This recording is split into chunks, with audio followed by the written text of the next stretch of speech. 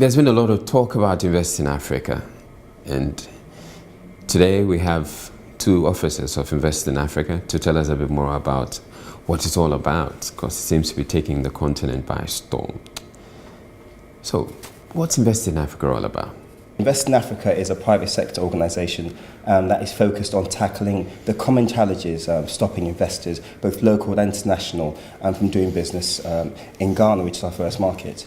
The common challenges are access to permits, moving goods from across borders, or even finding good local credible suppliers. We're 2 years old, kicked off by Tullow Oil. We've now grown to 9 partners. Our global partners are EY, EcoBank, Tullow Oil, obviously, and Lonro. Locally, we work very closely with Guinness Ghana Breweries, UT Bank. Our latest addition is ABN David Law, and also AGR and GRBC as well. Okay. Why is Ghana the first focus? Why would you want to start in Ghana? Yeah, well, for us, Ghana was a very natural home. It's where some of our partners have their deepest roots. It's a market they know well, so we can get up and running. But we also wanted to start somewhere that had credible, stable institutions at work, not only business institutions, but also politically. And Ghana offered all of those things. So for us, it was a natural starting point. There's a lot of commentary on local content in Ghana and other oil-producing African countries in particular. What is your contribution to this dialogue? On local content, we feel that there's a real opportunity, and that at the moment it's largely being misunderstood and being perceived as another barrier or an extra cost to doing business. And actually, if you get back and you try to understand the intent of what government and institutions are trying to achieve, actually, if you start there, you can turn it into an opportunity. And our contribution is that you really should be thinking about not so much local content, but embedding your supply chain locally from day one. And if you do that and you try to build capacity on the ground and you accept that that may take time, but you're committed, then it can be a real opportunity. You recently held a roundtable event in London on sustainable investment. Can you elaborate on what you see as sustainable investment and why it's important? Sure. I'll take that one because Mike was away for that, so it'd be a bit unfair to leave him to it. So for us, sustainable, long-term, successful, actually they're the same word. We really believe that if you look at the global partners that we have, firms that have been in Africa for many years, hundreds of years in some instances, the Tullows, the Lonros, the EcoBanks, the EYs, what's helped make them successful is their commitment to the continent and the fact that they see their business being there for many years to come. So they've really integrated themselves and made themselves part of the local economic and social fabric. And that means taking a long-term mindset and understanding how your business is best suited to working in Africa and bringing that into the boardroom, not seeing Africa as some extension or just an individual market. It's about getting in on the ground and establishing yourselves locally and being prepared to be there for the next 15, 20, 30 years. So for us, sustainable and successful commitment to Africa are the same thing. A couple of things really came out from our event with regards to how you could do that. One of them was take a look at the local government's national development plans and try to see where your business could add value to those in a way that also benefits your business. So it's not about altruism or doing the right thing. It's about smart business and it's about things that make business sense. So you were not around for the roundtable event in London, but I'm sure you'll be very much aware about the African Partner Pool. Tell us about it. So the African Partner Pool is an II initiative that is based on an online business directory, pulling together local credible suppliers and making them more visible to international investors. That's the most important thing, so they know these local credible companies exist and they can partner with them. From there, we're looking to support these companies, access finance, which is a key issue in Ghana, access skills, but also access new markets or new clients as well. How does it operate? How do you get into the partner pool? So we are the gatekeepers. It's our African Partner Pool. So it's about registering. You can go on the website. You can go into local suppliers area. You can just register there. What do you think are the key challenges to working in Africa versus the perceived challenges? It's a good question. I mean, I think first of all, investors sometimes see Africa as a country, not a continent. And people have to remember that it's 54 separate countries with unique histories. And secondly, you can't do Africa from, behind a desk. You've got to get on the ground. You've got to understand how your market works. So I think the common challenges that people see, are obviously infrastructure deficits, difficulty in getting access to permits, moving goods, across borders. Those are common challenges. Electricity. But you've got electricity, exactly. But I think the thing is that you've got to remember that, African countries are frontier markets, and there are also other frontier markets in other continents as well. So it's going to be comparable issues, Africa isn't this place where only these issues live. Do you see my point? But you have to remember at the heart of what an investor is an entrepreneur.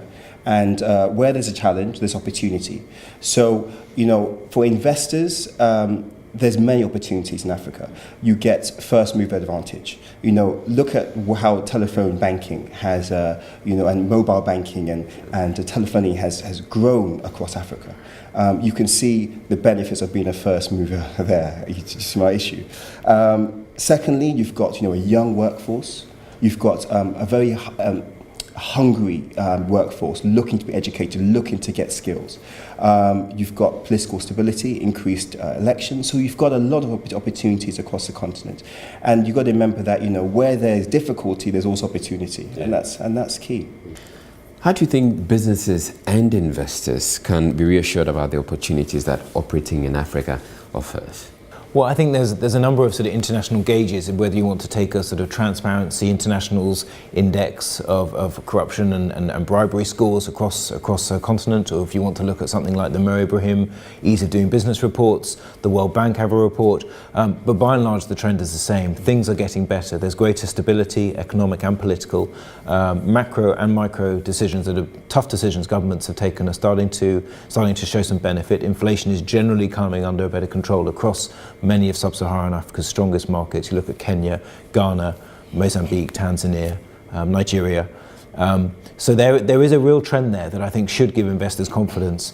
But I think it's important to take each market on its merits, as Mike was saying, and not to treat it as one place. And once you start to have a feel for where you think your business is well suited, is to get on the ground as soon as possible and spend time there to understand.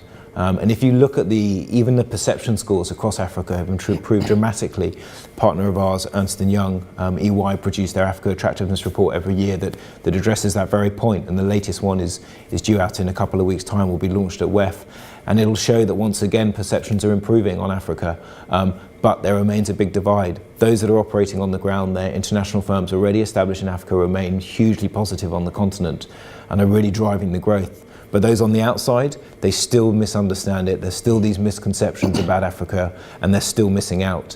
But the opportunities are many, but the opportunity to make the most of them is a shrinking window.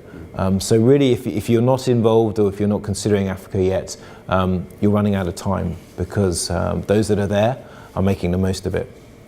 Right, there are all these indices which suggest that Africa is doing brilliant, or countries on the continent are doing brilliant. But really, can you believe, or do you believe, that Africa is rising? The Africa rising question. I think for me, Africa's risen. I mean, Africa's been, it's always been a strong opportunity. But I think what's happened now is people are waking up to it. And so suddenly there's this new sense of Africa's a new opportunity. It's as if everyone's discovered it for the first time. I think many of the companies, particularly partners of ours, they've known this for years. That's why they've been successful there for 20, 30, 40 years or more. But I think you have to be balanced on it and realistic. There are real challenges, and it depends what the nature of your business is. You look at some of the levels of depreciation of local currency, some of the levels of inflation in some of the key markets across sub-Saharan Africa, they're still troubling. And yet there's real opportunities too in specific sectors, in particular when you look at retail and telecoms and consumer-facing industries. They're growing far faster than the traditional destination for FDI, like oil, gas, mining. So there is real opportunity, but I think you need to be balanced and realistic about your approach. And it comes back to the old cliche of don't treat Africa as one market. Understand what's your business and where is it best suited across those 54 countries. What's the next for Invest in Africa? So, I mean, for us, it's about delivery. We're working in Ghana. We're excited to be working in Ghana. So we're going to be launching an African partner pool, which is going to be, bringing together all the local credible suppliers onto one platform, making it easier for investors to work with them. But also, and this will be a bit exclusive when we announce it, just a little bit of a teaser there, but we're going to be looking to pull together a capacity building program to support the quality of these firms. They can do more. They can work to more of the contract and hopefully diversify and grow themselves and create jobs and skills themselves. So once we acknowledge this partner, we sign a dotted line, we'll let ABN TV know. Now, you hinted earlier about how people or businesses can get involved in Invest in Africa. Can you elaborate on that? Absolutely. I mean, it's that simple. Just register on our website, and then we'll be in contact with you. And we'll send you information about how it works, what we need from you, and it's about marketing what you can do. Your corporate governance principles, your health and safety record, how you do all these kind of things. So we'll be in contact, but register on the website, investinafrica.com. Okay. What would you say to companies that are looking at Africa as a new market for their business? I would say the same things that we've been saying for a while, which is take your time, really understand which markets are right. Don't jump in. You need to make a long-term decision and commitment to Africa. Embed your supply chain. Make those decisions at boardroom level. And once you feel that you have an understanding, get on the ground, spend time, understand the local cultures and customs, meet credible local partners. And if you need a tool like the African Partner Pool to help you do that, then that's what it's there for. But take your time, and it all comes down to time. It takes time because in the long term, and that's the outlook you need for Africa, you will be successful. Okay. Thank you very much.